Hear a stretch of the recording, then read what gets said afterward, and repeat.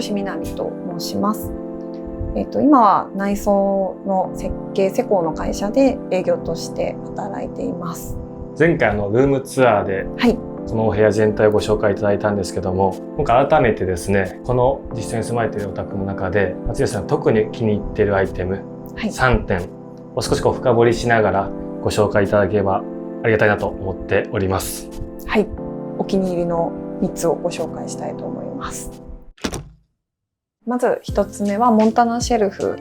をご紹介したいと思います。収納が欲しいなと思った時に、今までの YouTube でも USA マハラとか見たかなと思うんですが、結構あの辺りと悩んで買ったところがあるんですけど、最終的にモンタナに決めたデザインの要素でいうと、こういう線の細さ、ラインがすごい自分の感覚にしっくりくるなと思って、そこがなんかモンタナにビビッときた部分かなと思います。足が細いとか、あとこういう扉の取っ手がなんか余計なものがついてないみたいな、そういうところが洗練された印象につながってるのかなとは思います。まずはもうこのスペースに収めたいっ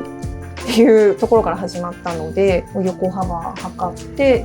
あとちょっとどうしても隣にレンジが来るので、その高さとの関係性をちょっと見ながら、必要なものを収めるのにいろいろ考えながら決めました。皆さんあんま見たことないなって思うのは、この上に置いてるこのユニットなんですけど、これただ上に乗っけてるだけなんですね。将来的に引っ越したりレイアウト変更した時に、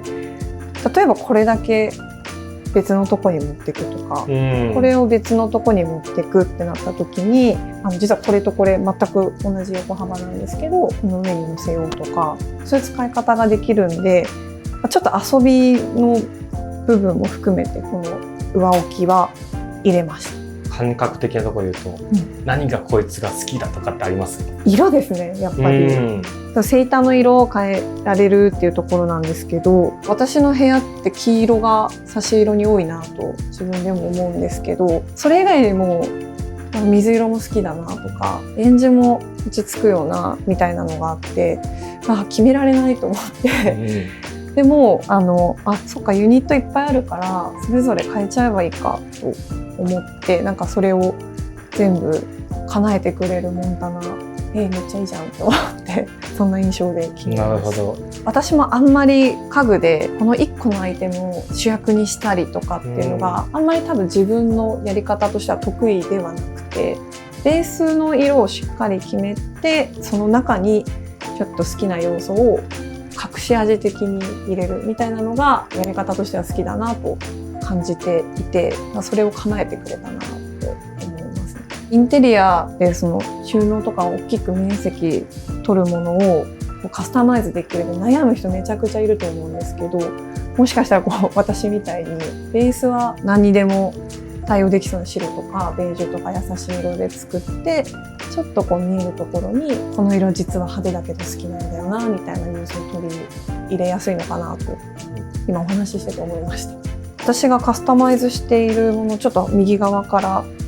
ご紹介しますと、一番右は下は扉のタイプにしています。中にはですね、漫画がぎっしり入っていて好きなんですけど、普段は目にはしたくないかなみたいなものを収納しています。で、上は細々としたものを収納するのにこの浅い引き出しが3段ついたものを入れてます。オプションで引き出しとか扉もガラス扉にできたりとか、作る時に自分がどこで何をどういう風に使うかとかすごい想像しながら選ぶと楽しいかなと思います。しかもこういう引き出しもですね、レールがついてないんですけど、ディテールが本当に綺麗で、これはうっすらベージュの色にしてるんですけど、ここまで可愛いっていう使ってる自分しか知らないけど、引き出し出した時にやっぱ可愛いな、綺麗だなって思える好きなポイントかなと思います。続いてのお気に入りアイテムは吸っている大きなコウモリランです。これはですね、アクタスをちょっと退職する時に一緒に働いていたチームの皆さんからいただいた植物なんですけれども、もらった当時はもうちょっとちっちゃかったんですけど、日当たりもいいのでぐんぐん成長して、かなり存在感が出てきてます。お部屋の中で一番目に行く場所にあるのもそうなんですけど、もうこれがないと物足りないなって思うくらい部屋のアイコンになってるかなと思います。初めてのコウモリ蘭だったんですけど、成長をどういう風にしていくかとかちょっとあんまり分かってなかったんですけど、最近気づいたのが根元にですね、水を溜める貯水量っていうのがあるんですけど、丸い部分ですかね。そうですね、でこれが新芽が出てきてて、なんかぷっくりしててめちゃくちゃ可愛いなと思って、ここからも多分まだ大きくなるんだろうなと思っていて、成長がすごい楽しみです。ずーっとこれに合う鉢カバーをハンギングのアイテムとかも探してるんですけど、なかなかちょっとイメージにしっくりくるものがないので、これは引き続き探し続けようと思っています。もしいいのがあったらアクタスの皆さんに教えてもらいたいなと思ってます最後にご紹介するのがウールのラグですね。今リビングダイニングに引いてるのが、もう見えてるもの全部基本的にはウールのラグなんですけれども、これがノットのブークレラグというもので、これがファビュラのデイジーというラグで、これがグッド 80% のウールタイルラグというアイテムです。ウールラグがすごい好きなポイントとして、一番最初に来るのは、言い方ちょっと硬いんですけど、吸放湿性があるっていう、要は水分を吸って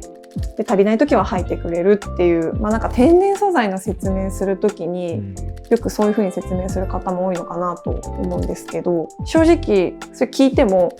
そうなんだみたいな天然素材だからいいのかなみたいな感じになると思うんですけど、全人類に裸足でウールラグに乗ってもらいたいって思うくらい体感しないとわからないことかなと思います。今日は私靴下履いてるんですけど、家の中ではその裸足で過ごすことも多いので、そういう時に足裏の当たりが気持ちいいと自分の快適感みたいなところにつながるので、家の中でリラックスして過ごす、要素として快適に過ごせる、心地いいと感じるっていうのは、その視覚的なものとか座り心地の良さだけじゃなくて、その素材からも感じ取れるなっていうのが思うところがあって、でそれがウールラグがもう足裏にはぴったりだったので、そういうところなんかみんなにおすすめしたいなって思うぐらい大好きです。その中で今回ご紹介いただいてこの3つの特徴を少しだけ聞いても大丈夫ですか？はい、まずこのノットのブークレラグなんですけど、これは、日本国内で作られているオーダーのラグになります。もともとノットシリーズはナイロン糸とか化繊も作ってるところで工場で作ってるんですけど、シリーズの中では珍しくウールラグを出したというところで、色使いもちょっと日本らしいというか、もともと着物の染色とかをやっていた工場で作られているので、緑なんですけどちょっとグレーと混ざったり、すごく馴染みのある色で見た目にもすごく落ち着くんですけれども、それがまたウールラグであるっていうのが素敵だなと。あと糸がですね、ループと呼ばれて輪っかになってるんですね。でこうなってることでラグ自体に厚みが出てくるので、ラグの上に立った時にこの床の硬さが全然伝わってこない。もう本当にふかふかで、普段はソファーでゴロゴロするんですけど、仕事で疲れてもう HP ゼロだって時にはこの上でペターンとなっちゃうくらい、それぐらいでも全然床の硬さがないので気持ちよく過ごせるラグです。で続いてこちらのファビュララグですね。同じウールラグなんですけど毛の表現が違うんですね。こっちは薄手のものになっていて、ふかふか感っていうのはどっちかというとないです。なんですけど逆に薄手であることでダイニングの下に引いても家具がぐらついたりしないですし、ちょっと食べかすとか落ちちゃった時でも掃除機でさっとお手入れできるので、この上でゴロゴロするっていうよりもダイニングとかそういった生活の動きをするところに引くのに最適かなと思います。で、最後にウールタイルラグなんですけど、これも同じく厚みのあるラグになってます。これはカットと呼ばれる形状で、輪っかにはなっていなくて、表面が切り揃えられているようなものです。これはタイル状になってるので、1個だけでもいいですし、こうやってつなげて使ってもいいので、今キッチンの前に使ってるの結構贅沢なかなと思うんですけれども、将来ちょっとまた他に欲しいラグができたりとか、キッチンマット絶対これみたいなのがもし出てきたら、ちょっと別の場所に持っていくとか、そういう使い方ができるのがいいなと思います。ウールラグのいいところって、汚れがつきにくいっていう、羊の毛じゃないですか、ウールって、動物の毛なので人間の髪の毛と一緒で、表面が油分でコーティングされてるんですよ。で、やっぱ油分でコーティングされると汚れがつきにくい、弾きやすいっていう性質があるので、キッチンなんかに引いて汚れちゃうって思われるかもなんですけど、すぐ拭き取ったり水でちょってやってあげればすぐ汚れ取れます。今日は3点ご紹介ありがとうございました。ありがとうございました。改めてお気に入りのもの3つって言われたら絞るの難しいなと思ったんですけど、一個一個フォーカスしてしっかりその時選んだ時の気持ちとか、どういう風に選んだっけなっていうのを思い返すと、いろんなポイントが出てくるなと思って、結果的にそうだったんだと思うんだけど、その時もインスピレーションではそういう風に感じてたはずなので、それを思い返すきっかけになって非常にありがたいなと思います。あんまりこういうの好きだよねみたいなのははっきりとは自分の中ではないんですけれども、自分の部屋を想像してそこに入った時にどういう見え方をするかなみたいなのはすごく想像して選びますね。お店の照明とか、なかなか自然光のないお店も多いので、自分の家に入れたら同じような見え方をしない場合もあるので、